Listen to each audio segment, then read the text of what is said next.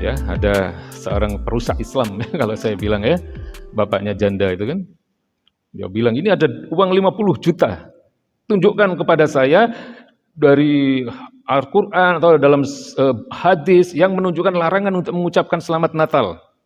Mungkin semua udah lihat ya ini ya.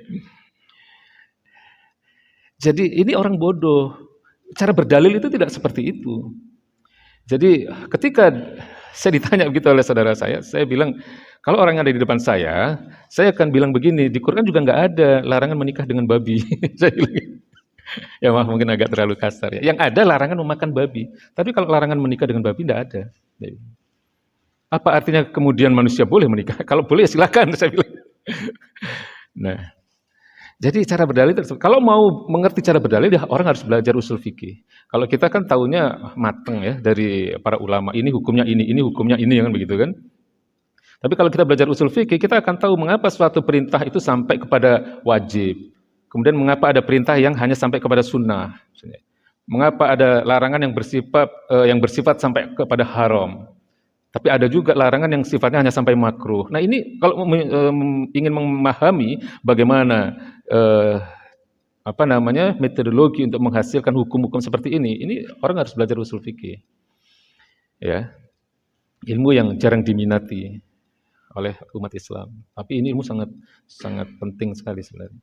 Nah, jadi tidak ada larangan secara tegas memang, tapi dalam usul fikih itu ada yang namanya qarinah. Qarinah itu indikasi atau isyarat ya tentang perintah atau tentang larangan. Tidak mungkin dikatakan semua larangan itu Anda tidak boleh ini, Anda tidak boleh itu, tidak mungkin. Atau semua perintah dikatakan harus begini, harus begitu, tidak mungkin. Perintah tentang puasa misalnya, apakah ada sebagaimana sholat misalnya? Kalau sholat kan jelas, wa aqimus sholat, wa atuz zakat. Ya, tegakkanlah sholat dan tunaikanlah zakat. Tapi kalau untuk puasa nggak ada. Ya, ayatnya hanya berbunyi ya ayyuhalladzina amanu kutiba alaikumusiyam. Ya, kama kutiba alal ladzina min qablikum. Jadi yang menunjukkan perintah di situ apa? Kutibanya itu.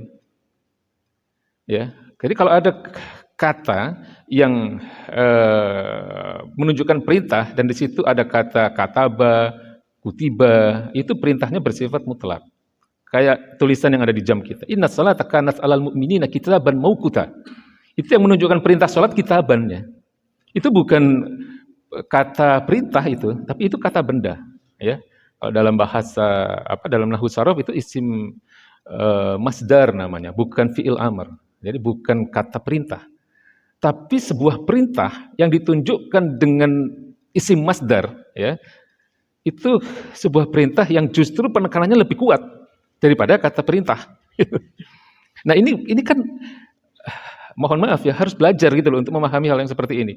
Nah yang namanya tadi bapaknya janda itu dia asal ngomong saja, itu tujuannya untuk memprovokasi saja. Kita nggak boleh terpancing juga. Jadi mohon maaf ya, saya ingin mengatakan begini Pak. Jadi ada penurunan kualitas sebenarnya di kalangan Hizbus Syaiton. Saya bilang itu Hizbus Syaiton, tentara-tentara syaitan, karena tugasnya atau kerjaannya ngerusak akidah umat Islam. Orang-orang yang sekarang menjadi tentara-tentara mereka itu adalah orang-orang yang nggak berilmu. Ya, itu tadi ya, bapaknya janda, ada nama-nama lain ya, nggak saya sebut nama lengkapnya lah. Jadi ini tempat terlalu suci, terlalu mulia gitu untuk disebutkan nama-nama mereka di sini ya. Mereka orang-orang yang nggak berilmu. Beda dengan angkatan sebelumnya, Pak. Jadi angkatan 80, angkatan 90 itu sebenarnya pemikiran-pemikiran liberal itu sudah masuk ke Indonesia. Ya. Dan mereka orang-orang yang melakukan itu, ya, atau yang menjadi Hizbus Syaiton itu adalah orang-orang yang sebelumnya dididik di Amerika. Ya, mereka dididik di Amerika sekian bulan gitu ya, untuk kemudian kembali ke sini menjelaskan apa itu Islam sesuai dengan kemauan musuh-musuh Islam. Intinya begitulah. Dan mereka orang-orang yang berilmu. Ya, kalau mungkin saya sebut inisialnya boleh ya. Ada yang namanya AW, misalnya. Ada yang namanya NM. Ini 2 orang ini sudah meninggal. Karena ini angkatan-angkatan pertama pembawa pemikiran-pemikiran liberal ke Indonesia. Yang masih ada ya, mungkin saya sebut istilahnya ya, apa inisialnya ya, PSM ada. Ya, jadi ini orang-orang yang memang menjadi bagian dari orang-orang yang punya agenda menurut saya untuk menyimpangkan akidah Islam yang benar. Dan mereka orang-orang yang berilmu. Jadi kalau dengan angkatan 80-an, angkatan 90-an, itu kita butuh ilmu untuk berdebat dengan mereka, untuk berdiskusi. Tapi kalau dengan yang sekarang ini kelas receh ini, ya bapaknya janda, terus AA, kan ada yang namanya AA, ada yang namanya DS, ya, Desi itu kan. Jadi mereka nggak berilmu, nggak ngerti tentang Islam itu apa, tapi mereka terus melakukan upaya-upaya untuk memancing kemarahan umat Islam. Jadi kita nggak usah terpancing, kita sampaikan saja Islam yang benar seperti itu. Atau kalau memang perlu jawaban, ya jawaban yang nggak perlu ilmiah juga. Kayak tadi saya katakan, mana tunjukkan larangan mengucapkan selamat Natal. Ya, larangan untuk menikah dengan babi juga nggak ada. Karena cara berdalil tidak seperti itu. Berarti dia tidak mengerti cara berdalil. Jadi tegas ya, Bapak yang dimuliakan Allah Subhanahu wa taala, bahwa larangan mengucapkan selamat Natal ataupun larangan mengucapkan selamat hari raya apapun itu adalah sesuatu yang sudah menjadi kesepakatan para ulama, terutama ulama-ulama Ahlus Sunnah wal Jamaah. Ya, karena apa? Itu semua terkait dengan akidah. Ya, toleransi tidak seperti itu. Jadi toleransi itu hari ini itu digambarkan oleh mereka itu adalah sebagai sesuatu yang kita diminta untuk mengakui kebenaran agama mereka. Nah, ini kan enggak bisa seperti itu, Pak. Iya kan? Kita diminta untuk memahami dan menerima pendapat yang mengatakan semua agama sama. Enggak bisa kan? Karena kita punya prinsip akidah sendiri yang harus kita jaga. Ya. Jadi toleransi itu ya sudah cukup membiarkan. Ya, mereka beribadah, mereka melakukan apapun sesuai dengan keyakinan mereka. Ya kita biarkan saja, tidak perlu menjaga, tidak perlu melarang-larang, tidak perlu memaksa, tidak perlu menghormati juga. Ya biasa-biasa aja gitu. Ya, nah ini kan kita kadang-kadang kayak nggak ikut perayaan bersama dibilang intoleran. Ya, yang nggak mau mengucapkan selamat dibilang radikal, gitu ya. Ini kan nggak benar, karena toleransi itu bukan seperti itu. Ya, kalau perayaan bersama misalnya, atau bahkan mengucapkan selamat kepada perayaan hari-hari besar mereka, itu namanya sinkretisme, Pak. Sinkretisme itu pencampur adukan akidah, pencampur adukan ajaran-ajaran agama. Dan ini sangat-sangat berbahaya bagi umat Islam. Jadi orang keluar dari Islam, itu mungkin saya pernah katakan ya Pak ya, itu kan dibagi menjadi 3 klasifikasi. Yang pertama, ulama mengatakan murtad atau riddah itu bisa riddah i'tiqadiyah. Ya, riddah atau murtad karena keyakinan. Jadi orang meyakini sesuatu yang bertentangan dengan akidah Islam dan dia sadar itu dia keluar dari Islam. Dia sadar ya, kalau karena kebodohan kemudian diberikan pemahaman dan seterusnya mungkin bisa dimaafkan setelah kemudian dia taubat ya. Tapi kalau dia sadar, dia sengaja ya mempunyai satu keyakinan yang bertentangan dengan akidah Islam, dia nggak melakukan apapun, dia nggak mengucapkan apapun, tapi dalam hatinya dia punya keyakinan bahwa semua agama sama misalnya. Padahal jelas dia tahu ada ayat inna dina indallah al-Islam. Dia keluar dari Islam. I'tiqadiyah. Karena apa? Karena keyakinannya itu. Yang kedua, riddah fi'liyah. Ya, riddah atau murtad karena perbuatan. Dia nggak mengucapkan apa-apa, ya, mungkin keyakinannya biasa-biasa aja, tapi demi menjaga hubungan baik dia ikut ritual. Misalnya di gereja, di pura, ya, di kelenteng misalnya, demi menjaga hubungan baik. Ya, teman atau bos dan sebagainya. Ya. Dia keluar dari Islam. Padahal dia tahu bahwa itu adalah sedang menyembah sesembahan selain Allah. Dia sudah keluar dari Islam karena perbuatannya itu. Ya. Kemudian yang ketiga adalah riddah qauliyah. Murtad atau riddah karena ucapan. Ya. Yang sering saya katakan kan jangan bawa-bawa agama misalnya. Padahal dia tahu bahwa menerapkan syariat Islam itu wajib. Ya. Dalilnya banyak.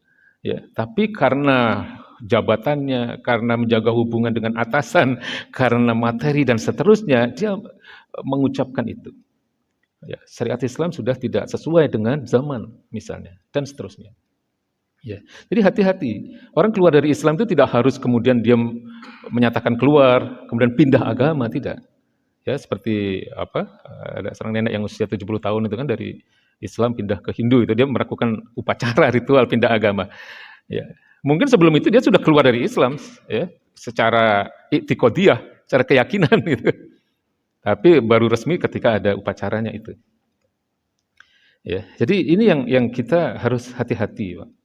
Karena iman ini yang saya katakan tadi sesuatu yang nggak bisa dinilai dengan apapun. Yang kita bawa ke hadapan Allah Subhanahu Wa Taala itu ya iman dan amal soleh kan begitu kan? Ya, amal soleh itu amalan-amalan yang disertai dengan ketundukan kepada syariat. Jadi masuk surga itu kan syaratnya dua yang pernah saya katakan, Pak. Yang pertama adalah iman yang benar, ya, yang sesuai dengan apa yang diminta oleh Allah dan Rasul-Nya. Kemudian yang kedua adalah amal-amal soleh. Amal-amal soleh itu adalah amal-amal yang diiringi dengan ketundukan kepada syariat. Ya, definisinya bukan sekedar amal baik, tapi amal-amal yang disertai dengan ketundukan kepada syariat. Karena kalau hanya dikatakan baik saja, itu mungkin pengertiannya bisa berbeda. Ya. Artinya baik menurut kita belum tentu baik menurut Allah, kan gitu kan. Jadi ini yang sering terjadi di tengah-tengah masyarakat kita. Orang itu lebih memilih ridho manusia daripada ridho Allah. Betul nggak? Orang lebih memilih ridho manusia daripada ridho Allah. Saya heran itu. Orang lebih memilih untuk menjaga hubungan baik dengan sesama manusia daripada menjaga hubungan baiknya dengan Allah. Jelas kok Allah katakan Allah itu marah, Allah itu murka ketika dikatakan bahwa Allah itu punya putra dan seterusnya. Tapi nekat saja masih mengucapkan selamat Natal gitu. Padahal Natal itu kan hari kelahiran anak Tuhan gitu kan. Ya. Jadi toleransi itu sekali lagi ya saya harus sampaikan di sini, saya harus tegaskan, kita bisa berhubungan baik itu sudah cukup. Ya, kita tidak memaksa mereka masuk Islam, kita tidak melarang-larang mereka dalam melaksanakan ibadah mereka, ya, kita tidak perlu juga menjaga ritual ibadah mereka di tempat-tempat ibadah mereka, ya, cukup berhubungan baik, bertetangga dengan baik. Saya sering katakan begitu, kemudian bekerja bersama di tempat kerja, tidak ada masalah. Kalau mereka sakit, boleh kita kunjungi, ya, dengan mungkin membawa bingkisan yang lebih baik dari orang-orang yang seakidah dengan mereka. Ya, itu prinsip toleransi dalam Islam seperti itu. Ya, jadi ada hal-hal yang harus kita jaga, ada hal-hal yang harus kita batasi dalam berinteraksi dengan orang-orang yang tidak seakidah dengan kita. Ya, dalam hal-hal yang sifatnya muamalah tidak masalah. Tapi ketika sudah masuk wilayah akidah, ketika sudah memasuki wilayah ibadah, kita harus berlepas diri. Kita harus lepas dari mereka. Karena Allah sedang melaknat itu ketika ada manusia yang sedang menyembah selain Allah, sedang beribadah kepada zat selain Allah. Ya. Jadi tidak ada masalah sebenarnya. Saya juga punya banyak teman yang tidak seakidah dengan saya. Ya, tidak ada masalah dan sampai sekarang hubungannya tetap baik. Ya. Tapi tidak ada dalam hati keridhoan terhadap akidah mereka, tidak boleh. Ya. Ya. Jadi ulama mengatakan ar-ridha bil kufri kufrun.